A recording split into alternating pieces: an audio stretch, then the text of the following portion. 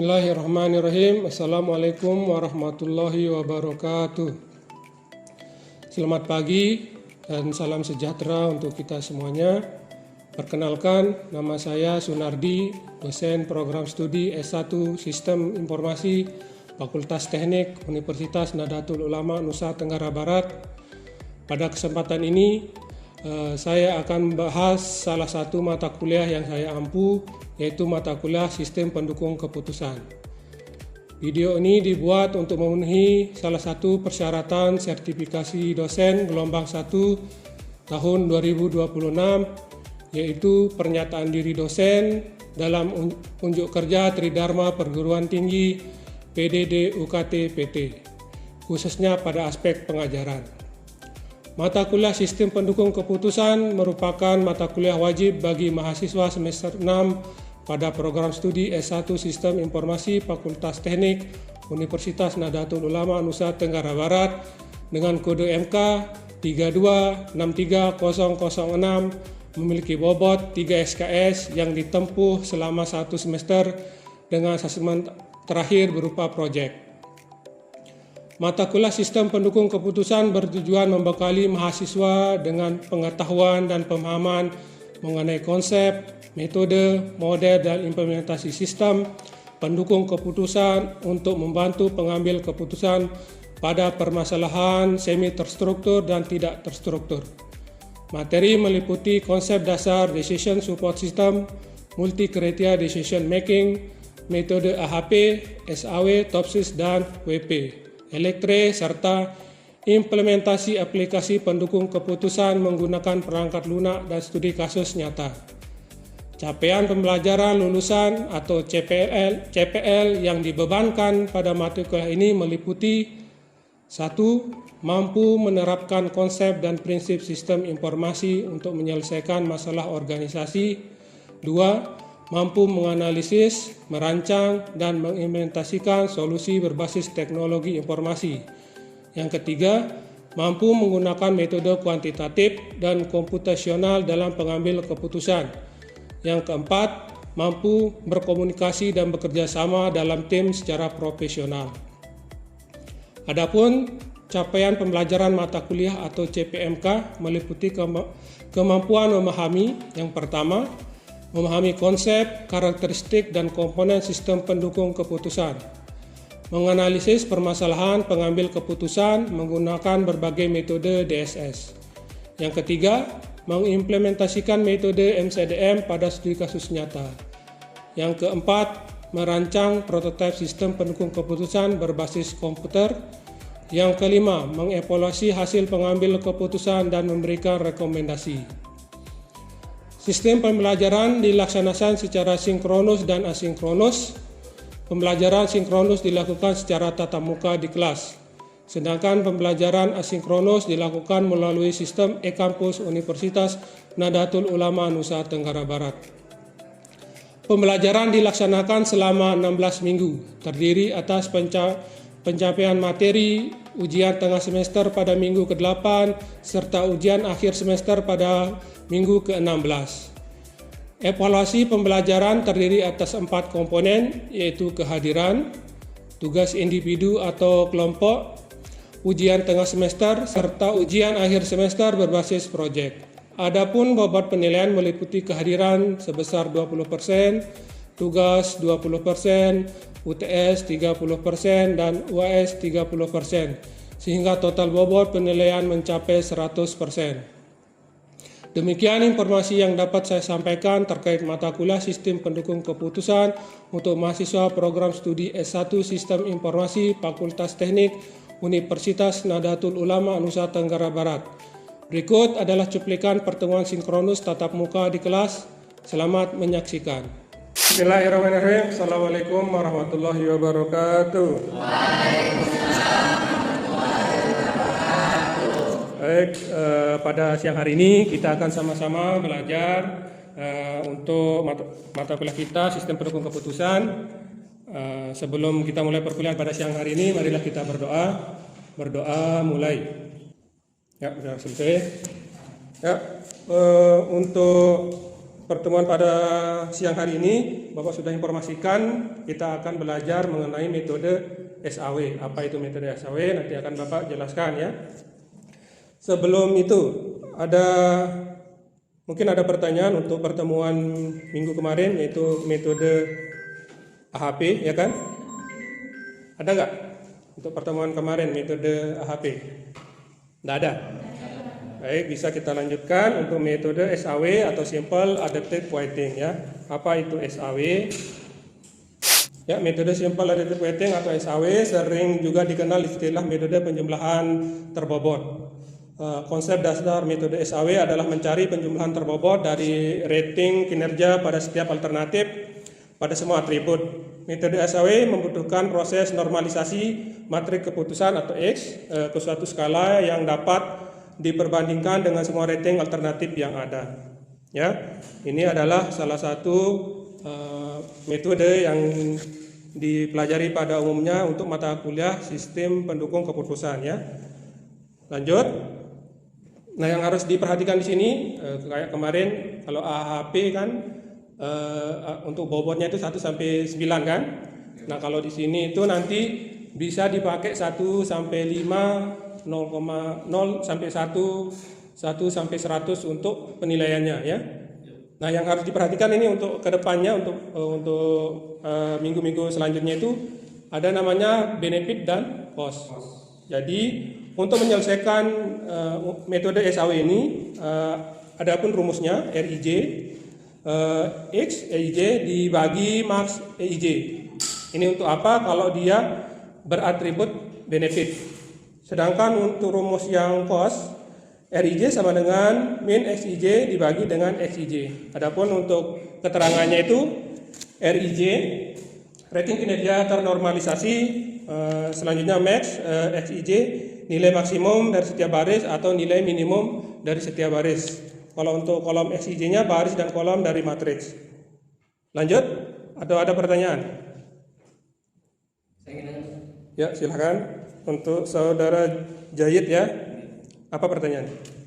Jika terjadi kesalahan dalam menentukan jenis kriteria, misalnya biaya dimasukkan sebagai benefit, bagaimana pengaruhnya terhadap hasil normalisasi dan ranking akhirnya? Biasanya nanti itu pasti akan terjadi kekeliruan karena apa? Misalnya karena benefit ini harus menguntungkan untuk kalian. Kan disebut benefit kan harus menguntungkan, keuntungan. Kalau cost itu biaya. Jadi biasanya di kuesionernya untuk yang beratribut benefit ini akan mengambil yang paling besar. Misalnya kuesionernya nanti lengkap, tidak lengkap, kurang lengkap, misalnya kan. Nanti 1, 2, 3, 4, 5. Nah, biasanya yang ciri-ciri benefit itu rata-rata mengambil 5, 4. Nah, itu adalah benefit. Terus kalau yang cost, misalnya harga, jarak rumah kalian ke tempat A atau B, harga laptop, harga HP, misalnya kan berarti kalian mengambil yang paling kecil kan? 1 juta. Biaya kuliah berapa yang kalian ambil? 2 juta misalnya. Nah, apa dampaknya bila keliru?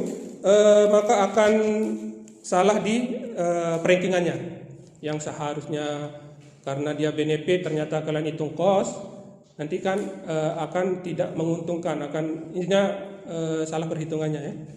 Lanjut ya, tapi untuk atribut dan cost ini sudah ada gambaran ya. Jadi intinya di kuesioner besok misalnya kalau kalian menyelesaikan studi kasus itu ada yang pas kuesionernya yang memilih kuesioner paling besar, terus kuesioner paling kecil, berarti itu adalah benefit dan cost. Mungkin kalau belum ada gambaran nanti Bapak kasih untuk studi kasusnya. Kita lanjut ya. Untuk penjelasannya, biasanya dengan RIJ adalah rating kinerja ternormalisasi dari alternatif AIJ pada atribut CJ. Nah, ini I-nya sama dengan 1, 2 sampai dengan M atau N. Ya.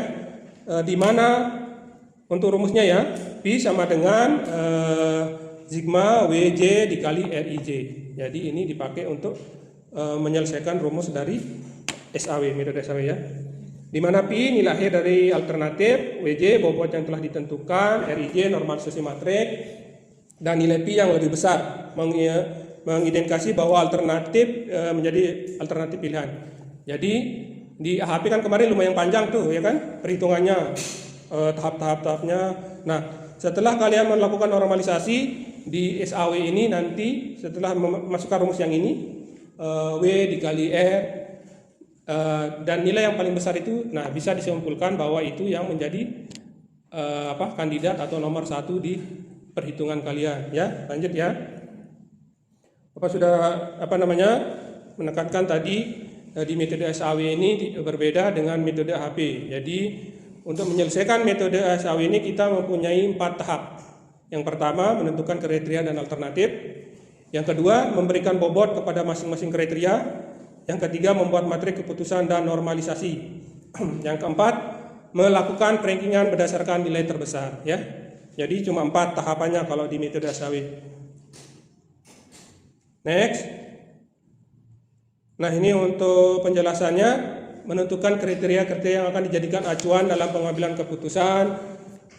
Kita simbolkan kayak kemarin ya, ini bebas kalian simbolkan A, B, C sampai Z. Yang penting kalian mengingat atau mengetahui simbol ini untuk kriteria atau alternatif ya. Jangan pas ditanya bingung kan, ini alternatif apa kriteria kan ya gitu. Terus menentukan nilai bobot pada masing-masing kriteria. Selanjutnya membuat matrik keputusan berdasarkan kriteria, kemudian melakukan normalisasi matrik berdasarkan persamaan yang disesuaikan dengan jenis atribut sehingga diperoleh matrik ternormalisasi R. Nanti simbolnya itu R sama dengan ya kan. Selanjutnya yang terakhir, hasil akhir diperoleh dari proses perankingan, yaitu penjumlahan dari perkalian matrik ternormalisasi R dengan vektor bobot sehingga diperoleh nilai terbesar yang dipilih sebagai alternatif terbaik sebagai solusinya ya.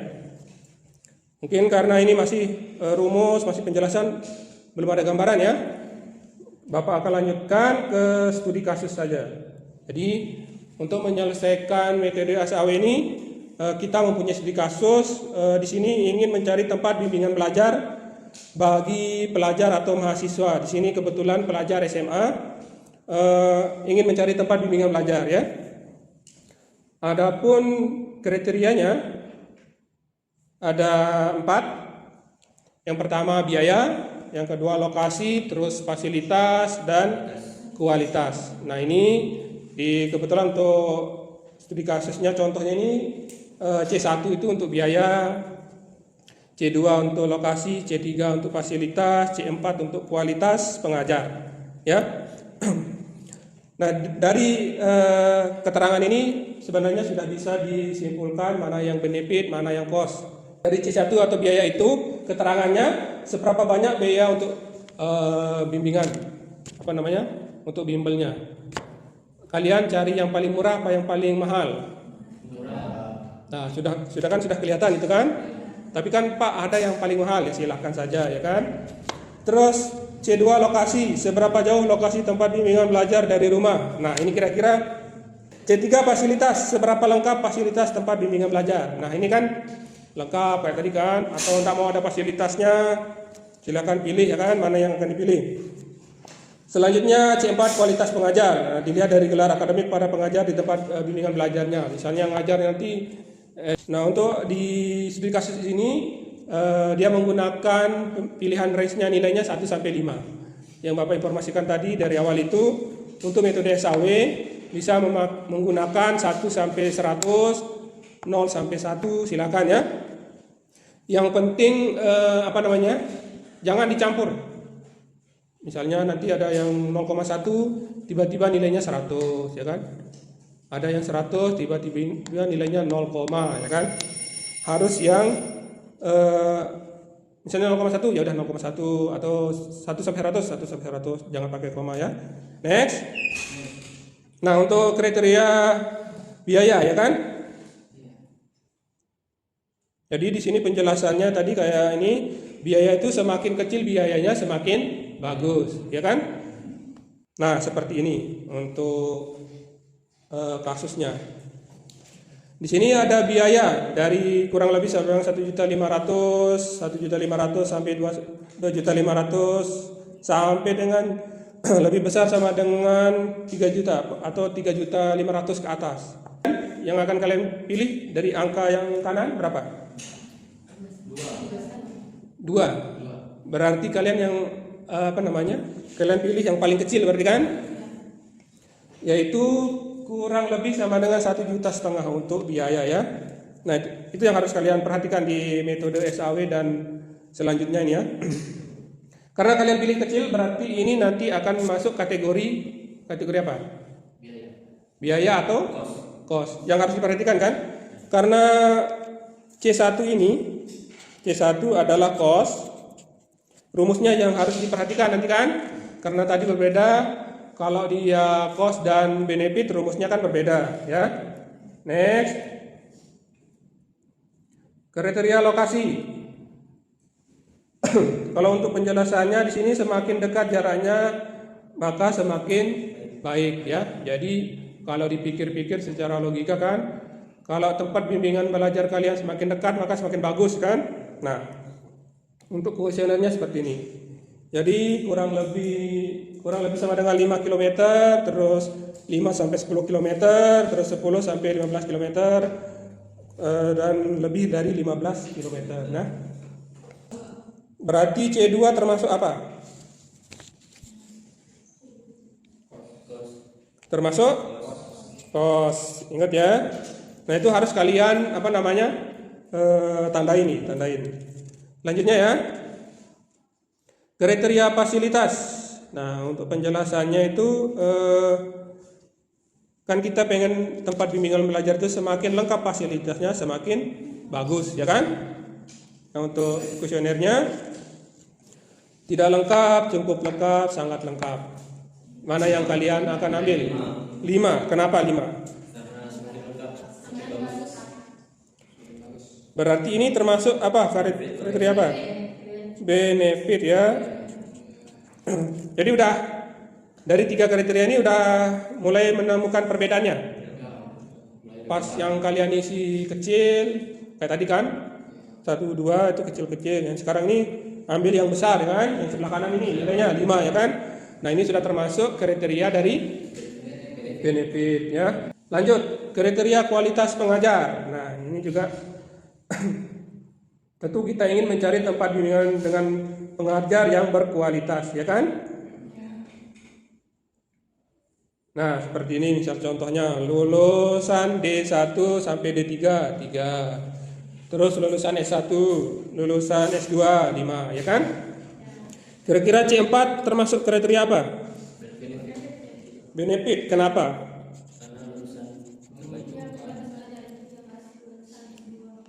Berarti kalian pengen itu diajar di tempat bimbingan belajarnya itu yang lulusan S2. Baik. Jadi udah paham ya? Perbedaan dari cost dan benefit. Pak, ini dari mana kita dapat bobot? Biasanya yang memberikan bobot adalah pengambil keputusan. Nah, karena ini tempat kalian mencari tempat bimbingan belajar, berarti yang mengambil keputusan itu kalian atau orang tua. Nah, di kasus ini C1 biaya itu kan dia dikasih 40 ini kan? 40, C2 30, C3 20, C4 10. Nah, kalau ditotalkan itu 100. Biasanya kita perkecil menjadi 0,4, 0,3, 0,2, 0,1, 1. Dari sini bisa bisa disimpulkan bahwa menurut orang tua atau kalian, kriteria yang paling berpengaruh atau yang paling besar di sini adalah kriteria biaya. Ya. Menurut orang tuanya itu biaya ini ya. Oh, ini yang harus saya garis bawah ini. Nanti bobotnya paling besar. Nah, itu terus 30, 20, 100. Nah, ini yang tadi itu harus 100%. Kriteria ini ingat didapat dari yang mengambil kesimpulan atau keputusan. Untuk tahap selanjutnya kita akan masuk ke alternatifnya. Kan kita sudah bahas tadi itu, kriterianya sudah ada. Kita sudah catat juga untuk mana yang cost, benefit, terus bobotnya sudah ada ya kan. Kita tinggal menentukan siapa alternatifnya, apa alternatifnya. Karena di sini berarti dia tempat bimbingan belajar. Nah, untuk studi kasus ini ada Ganesha Operation, Prima Gamma, Anas Study Club, ya kan? Nah, ini terus kita simpulkan dia A1, A2, A3, ya. Sama kayak metode HP kemarin, Pak kok dia A1 ya kan? Nggak usah dipikirin. Yang penting kalian tahu A1 itu nanti mewakili dari Ganesha dan operation ini. A2 ini untuk Primagama, ya kan? Bisa ganti Pak, bisa, silahkan saja. Ya, ini untuk alternatifnya kan? Jadi pilihan-pilihan di mana tempat bimbingan belajar itu sebagai alternatif, ya. Nah, ini untuk sudah alternatif sudah ketahuan, kita masukkan dia ke perhitungannya. Yang sebelah kiri itu untuk alternatif kayak tadi kan, A1, A2, A3. Yang sebelah kanan kriterianya kan kita punya 4 kriteria kan. Nah, Pak, ini dapat dari mana ini? Yang C1 1 juta sampai 2,5, ya kan? Itu dari kuesioner yang sudah ada itu. Ya. Contohnya ini untuk yang A1 1,5 juta sampai lulusan S1, nilainya itu nanti 3, 2, 3 dan 4. Ya. Dapat dari mana? Dari kuesionernya. Karena awal-awal kemarin tadi kan yang kalian pilih-pilih, yang paling besar, yang paling kecil. Nah, kita masukkan sekarang. Paham ya? Yang ini paham ya, yang kira-kira ya? 5 ini dapat dari mana? Dari kuesionernya. Setelah itu kita masukkan ke dalam matriks, ya. Nah, untuk selanjutnya kita akan mulai menghitung dari untuk RIJ-nya tadi. Berarti RIJ-nya kolom 1 baris ke yang mana itu? Kolom 1 baris ke 1 yang mana? Kalau di titiknya itu yang mana? Kalau di sini 3, 2, yang mana? R11 kan R11 kan? Yang mana dia? Ini juga R11. Kalau dilihat dari sini yang mana?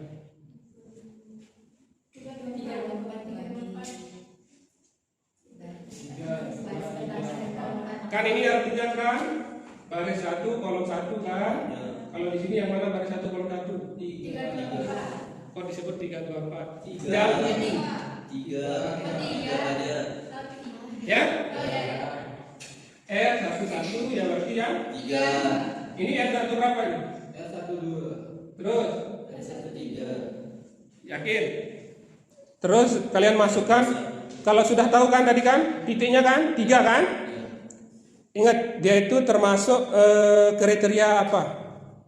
Cost atau benefit? Yang cost, yang ini termasuk kriteria apa? Cost. Maka rumusnya min RIJ dibagi RIJ, min R11 dibagi R11, ya kan? Sehingga masuklah 324, ya kan? Min 324 dibagi titiknya 3, ya kan? Sama dengan 2/3. 2-nya dari mana? Nah, rumusnya ingat ya? Rumusnya kan min? Ya, yang paling kecil, Pak. Hah? Yang paling kecil. Berarti karena ini min, berarti dia yang paling kecil. Yang paling kecil. Nah, ini yang namanya R13. Yang ini. Dia karena dia cost, berarti rumusnya RIJ dibagi max RIJ, ya kan? Baik, setelah itu hasilnya 3 dibagi 5. Karena 5, kenapa 5 di sini? Karena benefit, Pak. Max. Karena nilai yang paling besar di situ kan? 35 dibagi dengan 5 dengan 0,6. Nah, untuk sekarang silahkan kerjakan dari R31 sampai dengan berapa ini? 34. Ya. Silakan dikerjakan, Bapak tunggu. Baik, yang sudah mengerjakan silakan ke depan. Ya, boleh. Selanjutnya silakan.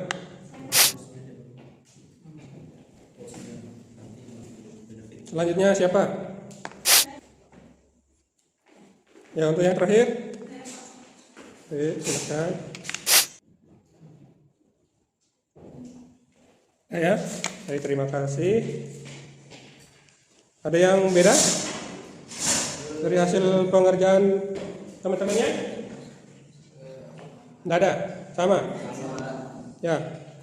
Setelah itu kalian masukkan yang ini ya. Ke dalam matrik yang kita simbolkan R sama dengan matrik yang ini kan. Jadi tidak usah bingung, ini Pak R-nya dapat dari mana ya kan 0,6 sampai yang 1 ya kan. Dapatnya dari hasil perhitungan yang ini ya. Langkah selanjutnya ini untuk yang langkah terakhir adalah setelah kalian dapat nilai R-nya, tadi matriknya kan 0,6 sampai 1, 0,5 ya kan. Kalian kalikan dengan W. Tahap selanjutnya kalian kalikan 0,4 dikalikan dengan 0,6, 0,3 dikalikan 1, 0,2 dikalikan 6, 0,1 dikalikan 0,3. Ya, itu untuk A1-nya. A2-nya begitu selanjutnya 0,4 kali 1 sampai 0,1 dikali 0,6. Ya, begitu juga 3, 0,5, selanjutnya 0,1 dikali 1 dan dijumlahkan ya kan, sehingga hasil untuk A1 itu 0,76, terus A2 0,73, A3 untuk 0,6. Sampai sini ada yang bingung? Aman ya? Sehingga di metode SAW itu bisa kita simpulkan alternatif yang diambil adalah A1. Apa itu? Ganesha. Ya. Lebih simpel dari HP kan? Ya. Ada pertanyaan? Karena setelah itu kita sudah selesai untuk perhitungan dari metode SAW. Ya? Tidak ada? Kalau gitu Bapak yang akan bertanya dalam bentuk tugas nanti. Kerjakan dan dikumpulkan minggu depan. Untuk tugasnya bisa diakses melalui e-kampusnya ya. Oh, dan jangan lupa untuk absensi. Untuk pertemuan hari ini kalian absensinya melalui e-kampus ya. Sudah? Kalau tidak ada pertanyaan, ya, Bapak bisa akhiri. Tapi sebelum itu, sebelum Bapak akhiri pertemuan pada siang hari ini, marilah kita berdoa. Berdoa mulai. Sudah selesai. Ya, kalau tidak ada pertanyaan, mungkin sebagai catatan untuk minggu depan, selain kalian mengumpulkan tugas hari ini, kita minggu depan akan belajar mengenai metode TOPSIS ya. Silakan dicari apa itu metode TOPSIS ya kan. Untuk materi hari ini juga Bapak nanti akan berikan melalui kampus ya. Kalau tidak ada pertanyaan Bapak akhiri. Sekian. Assalamualaikum warahmatullahi wabarakatuh. Bismillahirrahmanirrahim. Assalamualaikum warahmatullahi wabarakatuh. Demikian deskripsi singkat serta cuplikan proses pembelajaran dari mata kuliah Sistem Pendukung Keputusan yang saya ampu. Semoga paparan ini dapat memberi gambaran mengenai kinerja pengajar yang saya laksanakan pada mata kuliah Sistem Pendukung Keputusan di program studi S1 Sistem Informasi Fakultas Teknik Universitas Nahdlatul Ulama Nusa Tenggara Barat. Saya mengucapkan terima kasih kepada seluruh pihak yang telah terlibat, khususnya Kementerian Pendidikan Tinggi, Sains dan Teknologi melalui Direktorat Jenderal Pendidikan Tinggi, LLDikti Wilayah 8, Bali dan Nusa Tenggara Barat, serta seluruh tim sertifikasi dosen SMART tahun 2026. Tidak lupa saya juga mengucapkan terima kasih kepada Universitas Nahdlatul Ulama Nusa Tenggara Barat, seluruh jajaran pimpinan, rekan sejawat dosen, serta mahasiswa yang telah mendukung pelaksanaan proses pembelajaran ini. Demikian yang dapat saya sampaikan. Mohon maaf apabila terdapat kekurangan dan kesalahan dalam penyampaian saya. Sekian dan terima kasih. Wallahu muwaffiq ila aqwamit thoriq. Assalamualaikum warahmatullahi wabarakatuh.